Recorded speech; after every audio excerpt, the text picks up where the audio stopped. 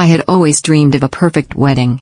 Not the kind of fairy tale wedding you see in movies, but one that felt true to me, intimate, personal, and filled with the people I loved. But when the day finally came, it was anything but perfect. The perfect family image my parents had carefully constructed over the years began to unravel in front of my eyes, and I couldn't help but feel a strange satisfaction. For years, I lived in the shadow of my brother Jonah. Tall, athletic, charming, the golden child in every sense. From the moment he could talk, he was the one that everyone praised. "Jonah, you're going to be someone great," they'd say, as if greatness was something that only he could attain. And to be honest, it felt like I was invisible in comparison. I did everything I could to catch their attention. I excelled in school, hoping that at least one of my accomplishments might finally make my parents proud of me. But no matter how well I did, Jonah was always better. He was class president, captain of the soccer team, the first to graduate college, and by the time I was in my 20s, he had already climbed to the top of the corporate ladder. Meanwhile, I was quietly building my career as a software developer, a job that wasn't as flashy, not something parents bragged about at family gatherings. Jonah's success was always the center of attention, while my accomplishments barely earned a nod. Even when I earned my degree, my mom's words were always more about Jonah. "Jonah's doing so well," she'd say, glancing over at me with a smile that seemed almost apologetic.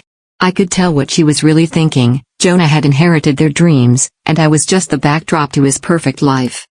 And let's not even get started on the comments about my appearance. My mom never let me forget that Jonah never had to worry about his weight.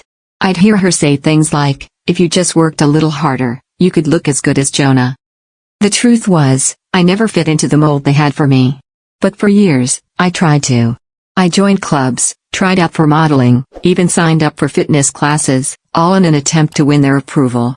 But no matter what I did, I never could measure up to the ideal they had created for me. The last straw came when I tried fitness modeling.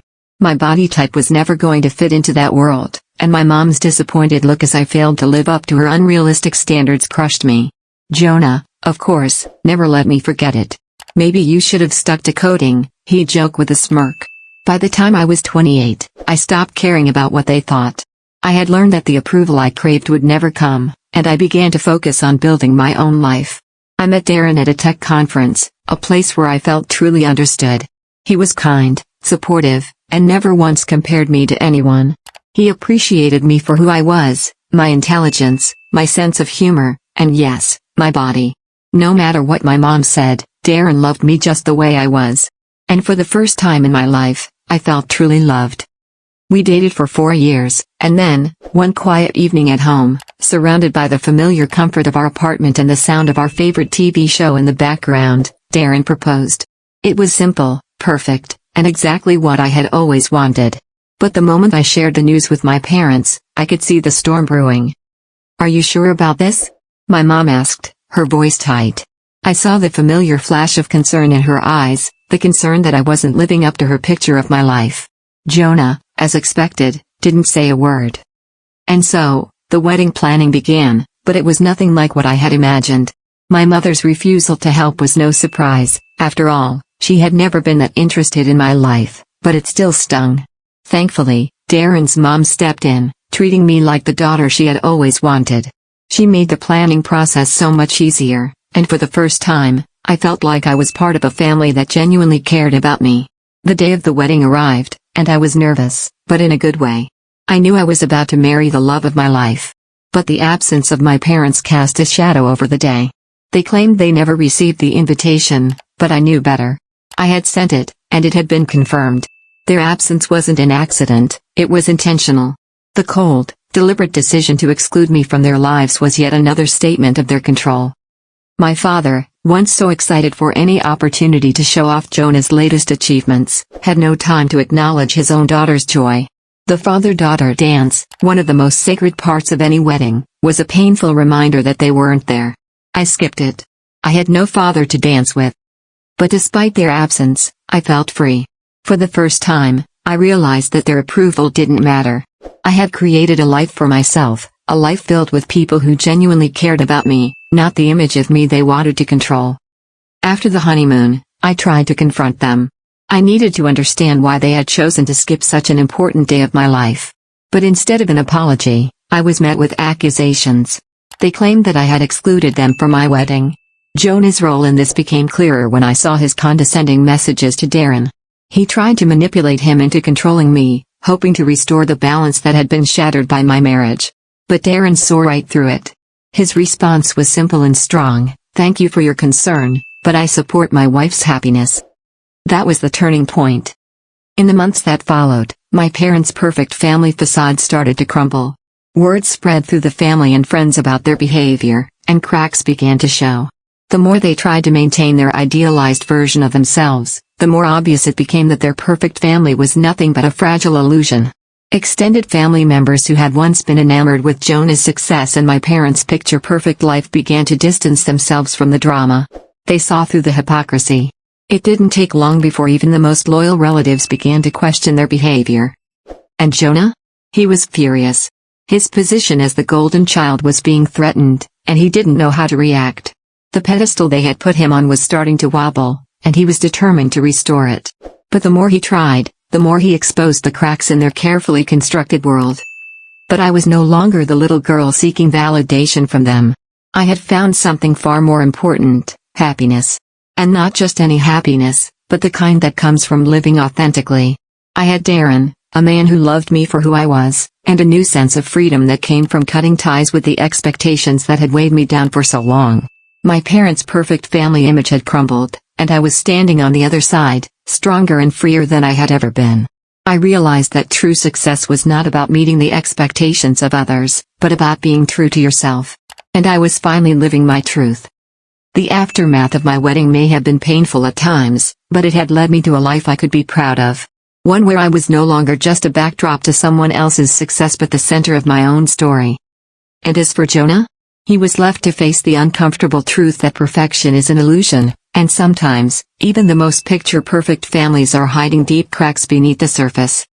The fallout from my wedding was far from over. For months after the event, Jonah and my parents made little attempts to maintain their old status quo, but it was obvious to everyone that things had changed. Their perfect family was no longer what it had once seemed, at least not to those who mattered. I had started to feel a certain sense of triumph, a small victory in my heart as I realized that I was finally free from the emotional prison they'd built around me. But freedom wasn't always easy. Jonah, ever the smooth operator, couldn't stomach being dethroned from his pedestal. He was determined to regain his status as the center of attention, and what better way than to target my relationship with Darren? It started with subtle hints and backhanded comments, which quickly escalated into full-blown manipulations. Jonah had always been good at playing the victim, especially when it came to family matters. But this time, he was playing a dangerous game. One evening, Darren came home after a tense encounter with Jonah. His face was unreadable, a sign that something had shifted, but he didn't want to upset me. I could tell that something was wrong, and when I asked, Darren reluctantly opened up. "Jonah tried to manipulate me into controlling you," he said, his voice heavy with frustration. "He thinks that if he can get me to side with him, things will go back to how they were. He's trying to get me to manage your life for you. Can you believe that?" I could feel my stomach tighten at the words. I knew Jonah was capable of many things, but trying to insert himself into our marriage was crossing a line. But Darren, ever the steadfast and supportive partner, wasn't having it. "I told him I wouldn't be a pawn in his little game," he continued. "I told him I'd stand by you no matter what." The conversation left a bitter taste in my mouth, but it also solidified something deep inside me. Darren wasn't just my husband, he was my partner in every sense of the word. Together, we had built something strong and true, something that could weather any storm. And Jonah's attempts to break us apart would only make us stronger. But it wasn't just Jonah who was playing games. My parents, too, were not content with simply retreating into the background.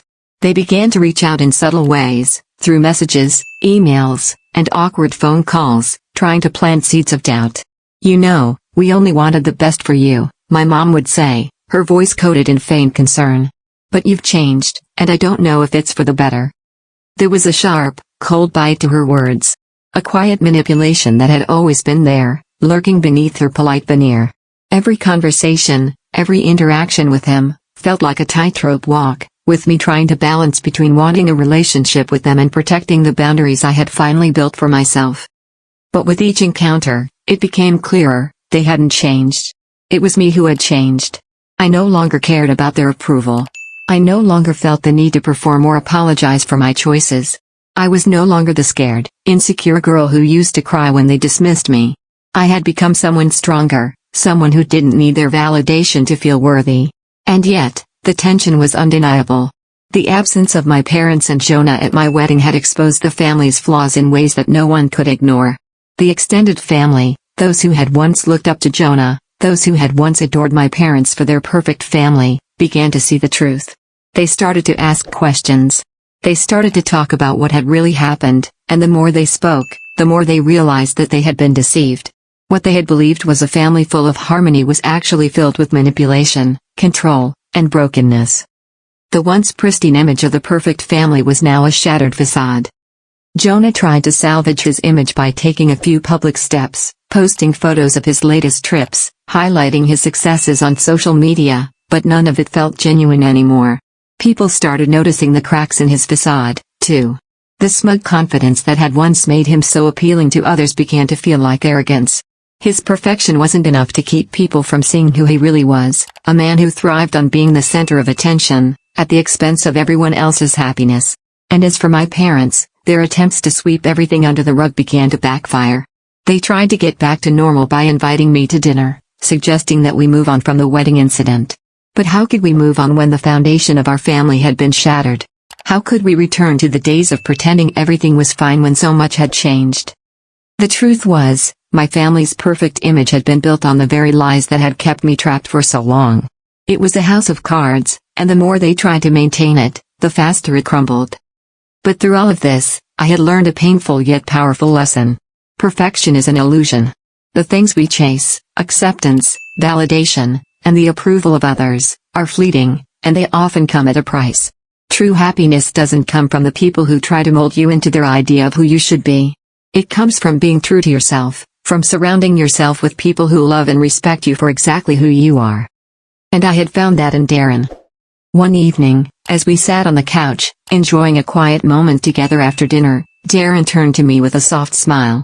"I think we've done something incredible here," he said, his voice warm with affection. "We've built something real." I smiled back, my heart swelling with a mix of gratitude and love. "We have, haven't we?" In that moment, I realized that the family I had always longed for wasn't the one I had grown up with.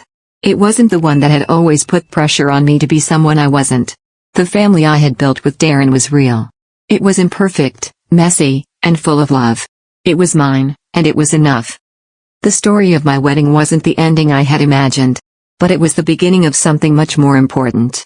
It was the start of my true journey, one where I no longer sought approval from those who never truly saw me.